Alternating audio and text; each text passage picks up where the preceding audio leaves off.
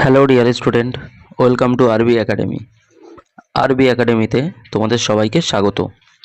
আজকে আমি আলোচনা করব 2024 সালে 4th নভেম্বর থার্ড শিফটে এমটিএস পরীক্ষায় জিকে জিএস পোর্শন থেকে যে কোয়েশ্চেনগুলো এসেছিলো, আজকে আমি সেগুলো নিয়ে আলোচনা করব।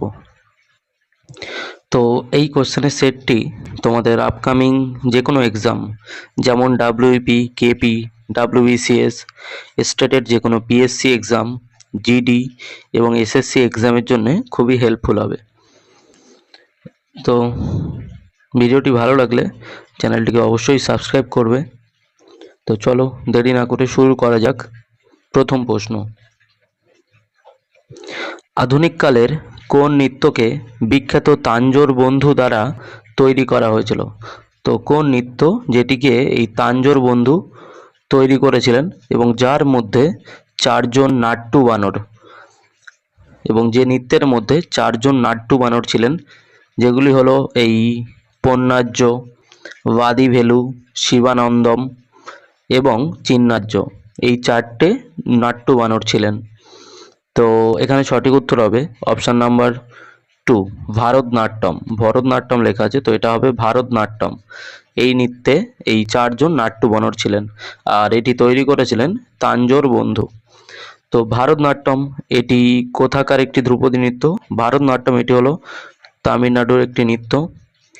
এখানে আরও কিছু তথ্য দেখে নেওয়া যাক। এই মোহিনীআট্টম এবং কথাকলি, মোহিনীআট্টম এবং কথাকলি এই দুটোই হচ্ছে কেরালার লোকনৃত্য বা কেরালার ধ্রুপদী নৃত্য, কেরালার ধ্রুপদী নৃত্য। আর কুচিপুড়ি এটি হচ্ছে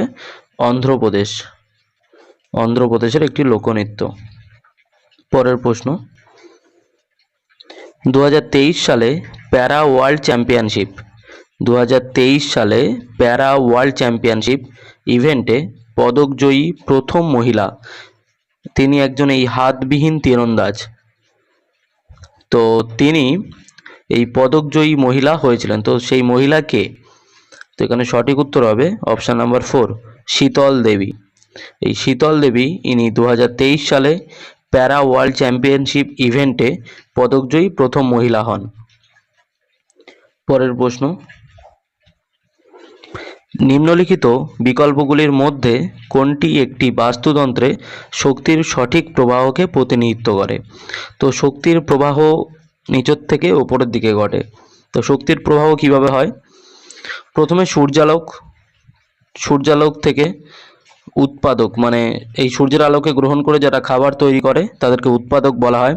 তো সূর্যালোক, তারপরে আসলো উৎপাদক, আর এই উৎপাদককে খেয়ে যারা শক্তি সঞ্চয় করে সেটা হচ্ছে তৃণভোজী। আর তৃণভোজী বা যারা সবুজ উদ্ভিদ খেয়ে বেঁচে থাকে তাদেরকে ভক্ষণ বা খেয়ে যারা শক্তি অর্জন করে তারা হচ্ছে এই মাংসাশী। তো এইভাবেই শক্তির প্রবাহ ঘটে। এখানে সঠিক উত্তর হবে অপশান নাম্বার 3, সূর্যালোক, তারপরে সূর্যের আলো গ্রহণ করে উৎপাদক থেকে তৃণভোজী, তারপরে মাংসাশী। এটাই হচ্ছে সঠিক ক্রম। তো এখানে সঠিক উত্তর হবে অপশান নাম্বার 3। পরের প্রশ্ন, 1990 সালে কে বেঙ্গালুরুতে নিত্যগ্রাম নামে একটি নৃত্য বিদ্যালয় প্রতিষ্ঠা করেন? তো 1930 সালে নিত্যগ্রাম নামে নৃত্য বিদ্যালয় এটি প্রতিষ্ঠা করেন অপশান নাম্বার 2, প্রতিমা গৌরী বেদী ইনি এই নিত্যগ্রাম নৃত্য বিদ্যালয়টি প্রতিষ্ঠা করেন। পরের প্রশ্ন, 18টি ক্ষেত্রের সঙ্গে সম্পর্কিত কারিগরদের জন্য কোন প্রকল্পটি 2023 সালের অক্টোবরে ভারতীয় রিজার্ভ ব্যাংক কর্তৃক বা ভারতীয় রিজার্ভ ব্যাংক দ্বারা পেমেন্টস ইনফ্রাস্ট্রাকচার ডেভেলপমেন্ট ফান্ড বা পিআইডিএফ, পেমেন্ট ইনফ্রাস্ট্রাকচার ডেভেলপমেন্ট ফান্ড প্রকল্পের আওতায় অন্তর্ভুক্ত করা হয়েছিল? তো এখানে সঠিক উত্তর হবে অপশান নাম্বার 3, পিএম বিশ্বকর্মা। এই প্রকল্পটিকে 2023 সালের অক্টোবরে ভারতীয় রিজার্ভ ব্যাংক কর্তৃক পেমেন্ট ইনফ্রাস্ট্রাকচার ডেভেলপমেন্ট ফান্ডের প্রকল্পের আওতায় অন্তর্ভুক্ত করা হয়েছিল। পরের প্রশ্ন, মাদ্রাস প্রেসিডেন্সিতে বিধবা পুনর্বিবাহকে সমর্থন করার জন্য নিম্নলিখিতগুলির মধ্যে কে একটি সংস্থা গঠন করেছিলেন? তো এই বিধবা পুনর্বিবাহের জন্য সংস্থা গঠন করেন মাদ্রাজে সংস্থা গঠন করেছিলেন এই বীরেশলিঙ্গম পান্টুলু। তো এখানে সঠিক উত্তর হবে অপশন নাম্বার 4, বীরেশলিঙ্গম পান্টুলু। ইনি মাদ্রাস প্রেসিডেন্সিতে এই বিধবা পুনর্বিবাহকে সমর্থন করার জন্য একটি সংস্থা গঠন করেছিলেন। আর বিধবা পুনর্বিবাহ এটি যে বিল বা বিধবা পুনর্বিবাহ আইন এটি পাশ করানো হচ্ছে এই ঈশ্বরচন্দ্র বিদ্যাসাগর। পরের প্রশ্ন, নিম্নলিখিত কোন অনুচ্ছেদ অনুসারে বা কোন অনুচ্ছেদে সরকারি কর্মসংস্থানের ক্ষেত্রে সুযোগের সমতা, মানে সরকারিভাবে বা সরকারি ক্ষেত্রে সবাই সমানভাবে কাজ করার সুযোগ পাবে, এটি অন্তর্ভুক্ত করা হচ্ছে কোন আর্টিকেল বা কোন অনুচ্ছেদে? তো এখানে সঠিক উত্তর হবে অপশন নাম্বার 4, অনুচ্ছেদ 16 বা অনুচ্ছেদ 16। এই 16 নম্বর আর্টিকেল বা 16 নম্বর অনুচ্ছেদে এটি বলা হয়েছে। আর এর সাথে সাথে দেখে নেওয়া যাক 14 নম্বর অনুচ্ছেদে কি বলা হয়েছে। তো 14 নম্বর অনুচ্ছেদে বলা হয়েছে যে আইনের চোখে সবাই সমান বা ইকুয়ালিটি বিফোর ল, এটি এই 14 নম্বর অনুচ্ছেদে বলা হয়েছে। আর 15 নম্বর অনুচ্ছেদ এটিতে বলা হয়েছে রাষ্ট্র জাতি ধর্ম বর্ণ নির্বিশেষে, জাতি ধর্ম বর্ণ লিঙ্গ এবং জন্মস্থান সব কিছুই নির্বিশেষে সমস্ত রকম ভেদাভেদ নিষিদ্ধ করবে। দেন 17 নম্বর অনুচ্ছেদে কি বলা আছে?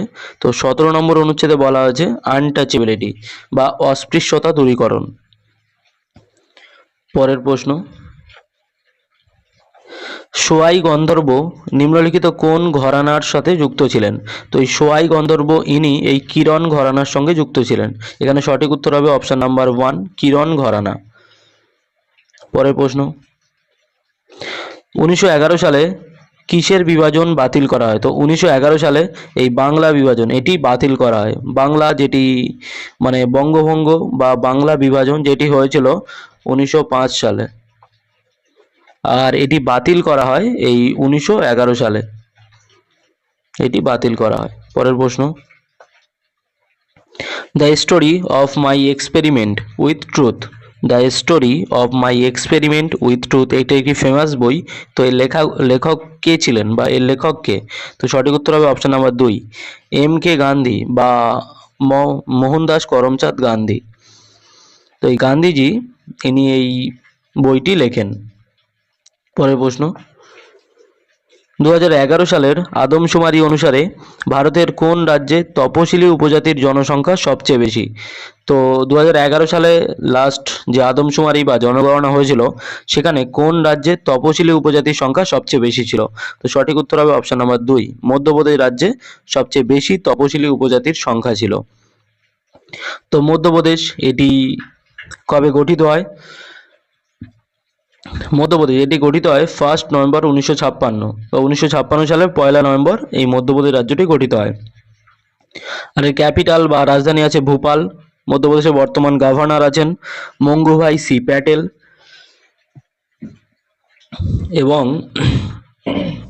এবং বর্তমান সিএম বা চিফ মিনিস্টার বা মুখ্যমন্ত্রী আছেন মোহন যাদব। পরের প্রশ্ন,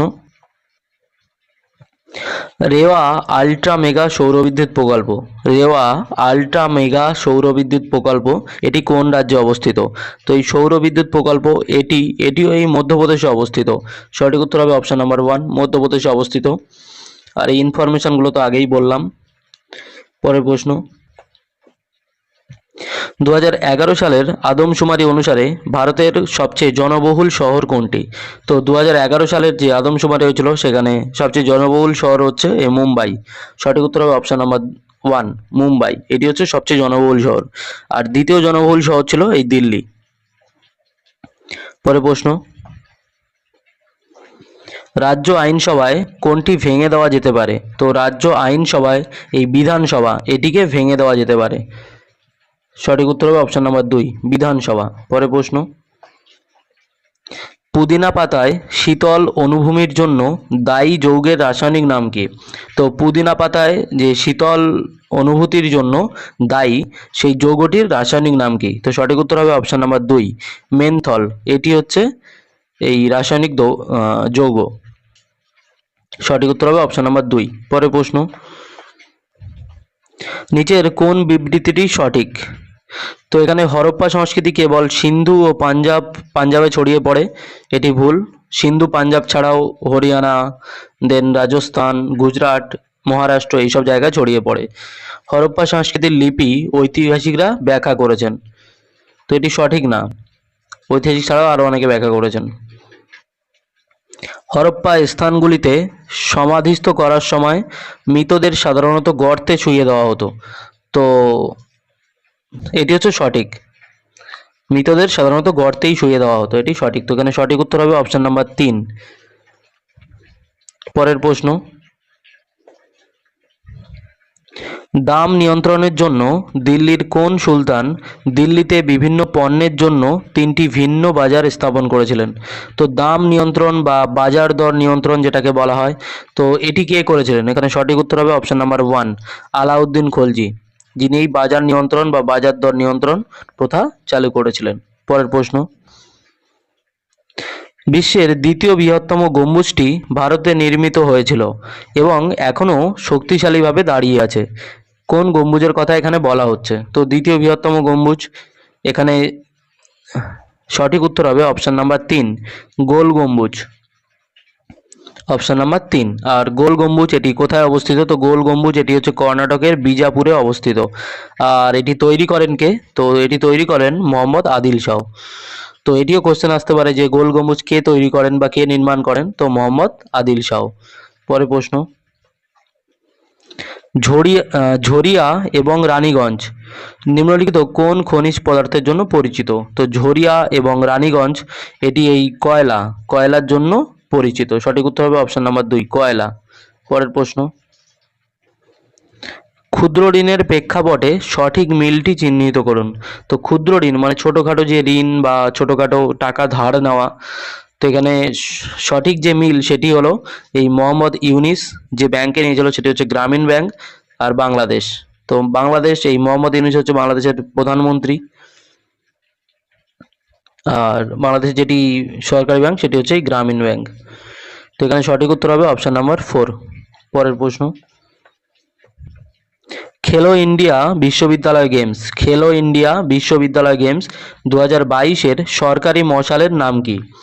তো সরকারি মশাল বা টর্চ এর নাম হচ্ছে অপশন নাম্বার 4, শক্তি।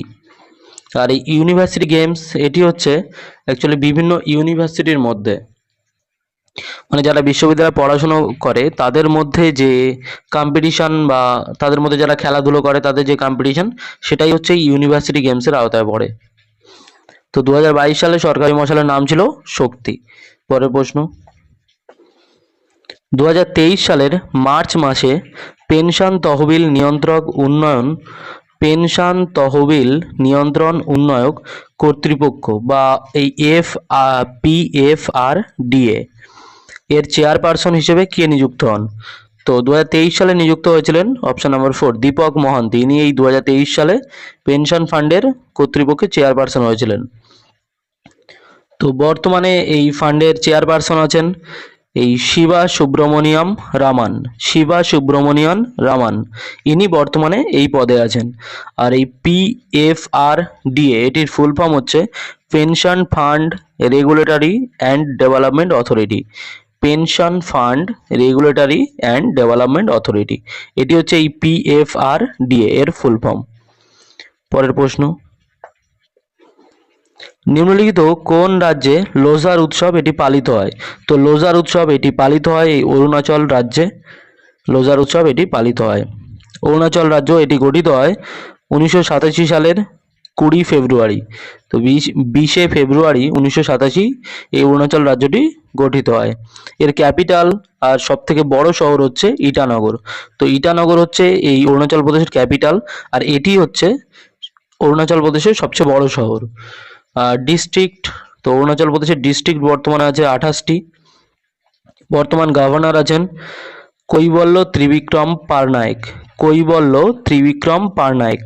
আর বর্তমান চিফ মিনিস্টার বা মুখ্যমন্ত্রী আছেন পেমা খান্ডু, যিনি একজন BJP নেতা। পরের প্রশ্ন, আর আজকে ক্লাসের লাস্ট প্রশ্ন, শিলা বা মাটির অভ্যন্তরে কণার মধ্যে ছিদ্র স্থানের শতাংশকে কি বলা হয়? তো শিলা বা মাটির মধ্যে যে অসংখ্য ছিদ্র থাকে সেইগুলোর শতাংশকে কি বলা হয়? তো সঠিক উত্তর হবে অপশন নাম্বার 1, ছিদ্রতা। এখানে সঠিক উত্তর হবে ছিদ্রতা। যাই হোক, ক্লাসটি এখানেই শেষ। দেখা হবে নেক্সট ক্লাসে।